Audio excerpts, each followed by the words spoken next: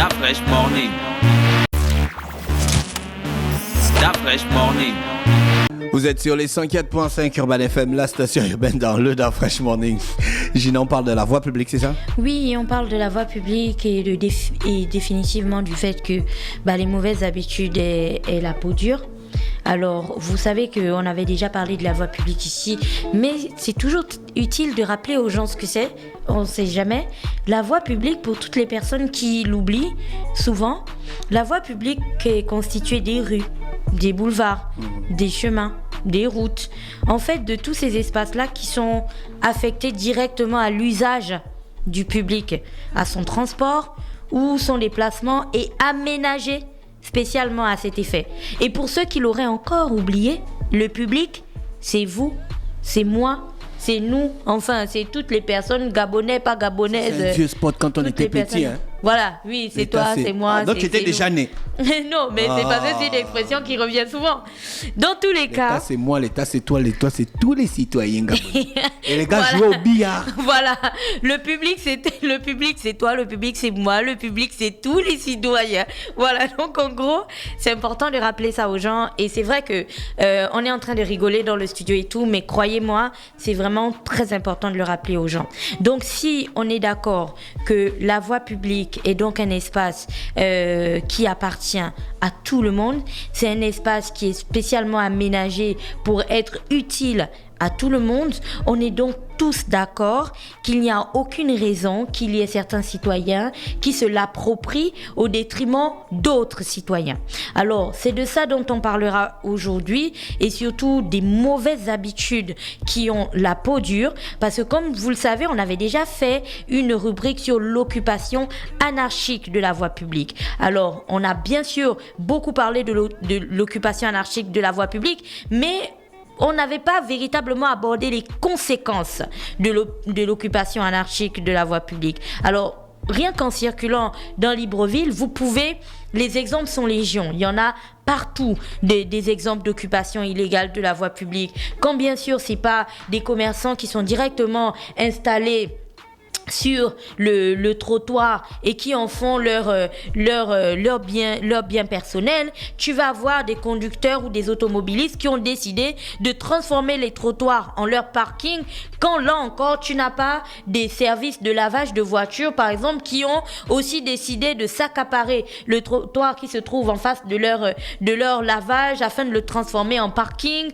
ou tu n'as pas des garagistes, des personnes, des propriétaires de garages qui auraient transformé donc un espace et surtout le caniveau en un espace de dépôt de leurs huiles de vidange et ce genre de choses. Et plus grave encore, tu as d'autres personnes qui ont décidé de verser la totalité de leur matériel, de leurs matériaux de construction directement sur la chaussée. Donc tu vas avoir du gravier, du sable qui parfois est directement déversé sur la chaussée, quand bien sûr ils ne décident pas de tourner le béton, c'est comme ça qu'on l'appelle, directement sur la chaussée avant d'aller verser à l'espace où ils sont en train de construire. C'est tous ces exemples-là en fait qui nous montrent qu'on a un véritable problème avec la notion de voie publique parce que personne n'intègre le fait que l'espace que nous utilisons appartient à tout le monde et qu'en réalité, donc, chacun a le droit d'en disposer comme il le souhaite, mais surtout dans le respect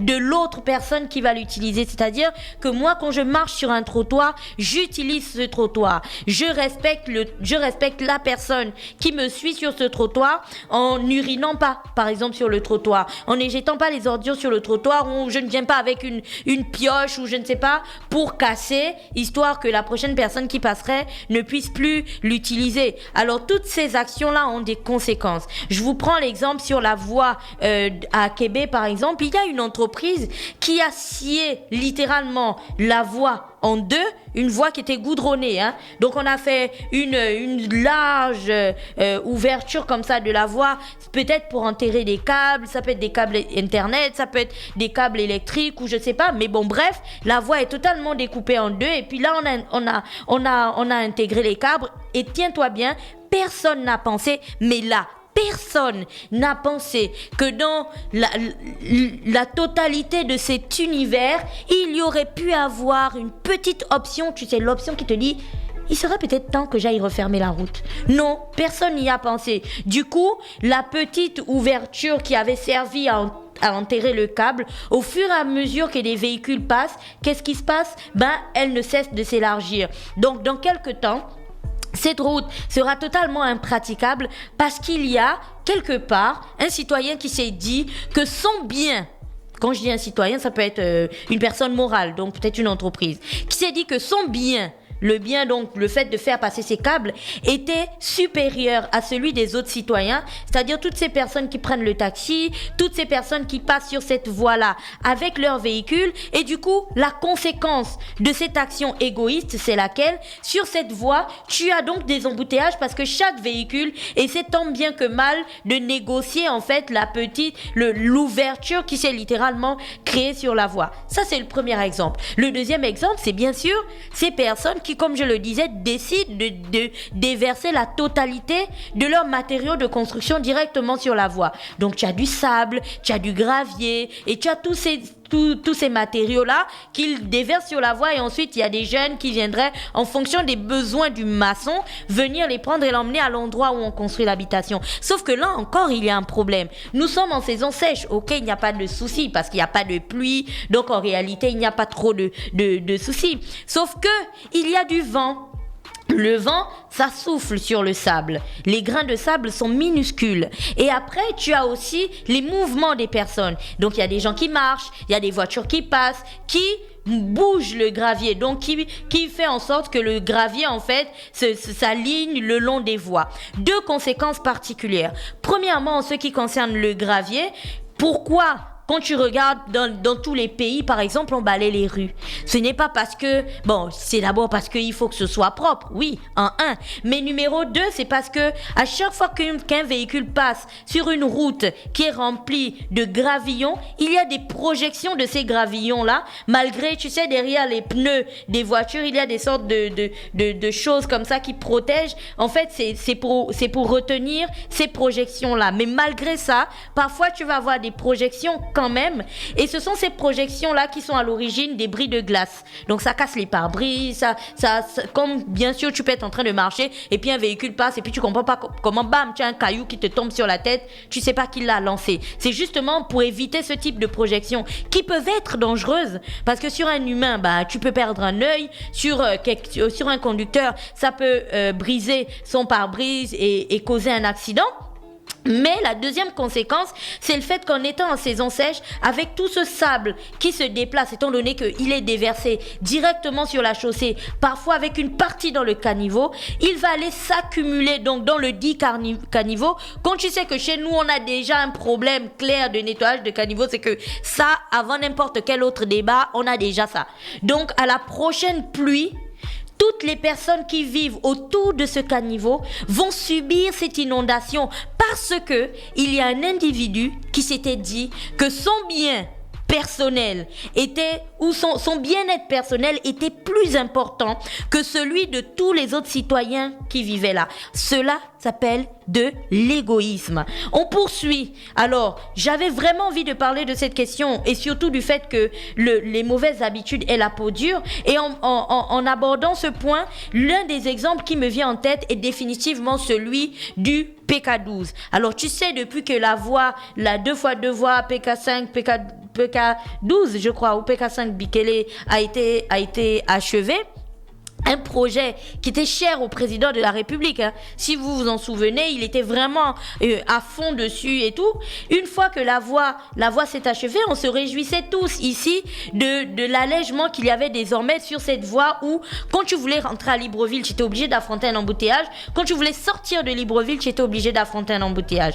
Donc ça n'a pas fait long feu parce que bien sûr, on a tenu là quelques instants avant que toutes ces personnes, encore que là, les responsabilités sont partagées, avant que toutes ces personnes qui sont égoïstes les unes les autres décident de revenir à la situation initiale. Pour toutes les personnes qui se demandent de quoi je parle, je vous invite à faire un tour au PK12 ou à Bikele, en tout cas emprunter cette voie.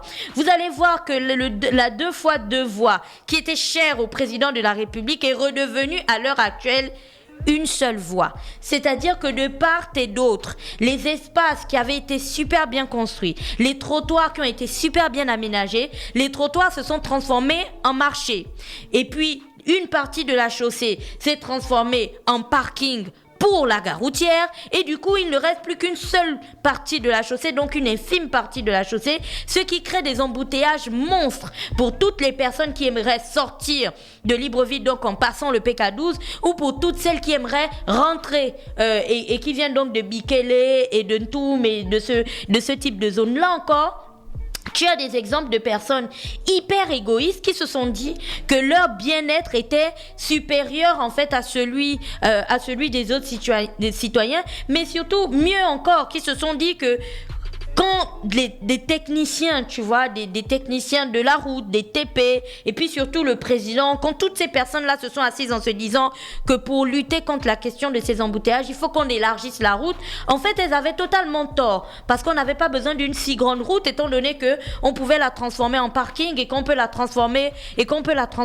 en marché. C'est tous ces points-là qui montrent aujourd'hui, comme je le disais, que surtout pour le PK12, les responsabilités sont partagées, parce que la question de l'occupation de la voie publique ne peut se faire que si il y a une sorte de validation complice et non dite ou sournoise, ce que vous voulez, des agents municipaux par exemple. Si l'occupation illégale de la voie publique est aussi illégale est aussi interdite que ça, en réalité ces personnes ne pourraient pas faire long feu dessus. Pour le premier jour où tu viens déposer ton grill par exemple et que tu as envie de faire un barbecue sur la voie et commencer à vendre tes aliments directement sur le trottoir, tu devrais normalement recevoir une équipe de la police municipale qui te dirait que tu ne peux pas faire ça là, ou qui te collerait une taxe ou je ne sais pas, ce genre de choses, et du coup tu ne pourrais plus revenir. Le premier jour où quelqu'un utiliserait la voie publique pour décharger ses matériaux de construction, si la municipalité lui collait l'amende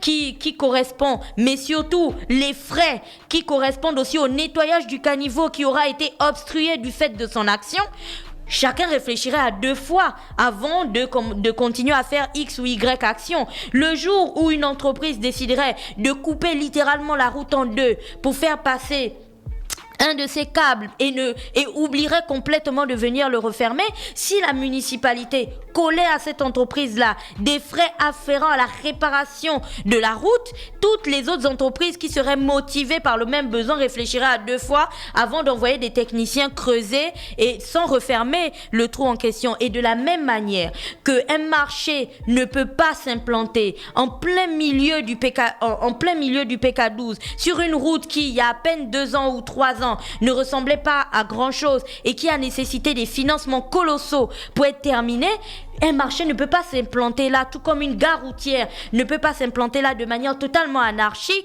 et donner l'impression que aucun responsable de la municipalité n'a vu ça. On peut pas avaler une chose pareille.